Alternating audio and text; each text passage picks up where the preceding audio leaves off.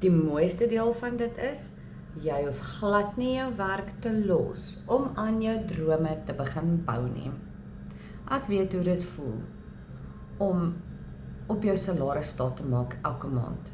En dit is hoekom ek nooit vir iemand sal sê om 'n impulsiewe besluit te maak om hulle werk te los nie.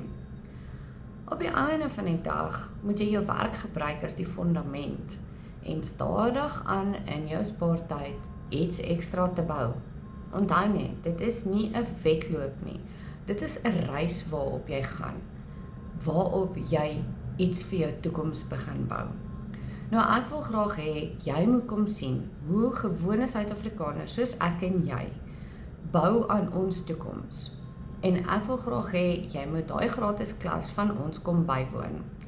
So los vir my gratis in die comments, sodat ek vir jou die link kan stuur van daai gratis klas wat donderdag aand gaan begin.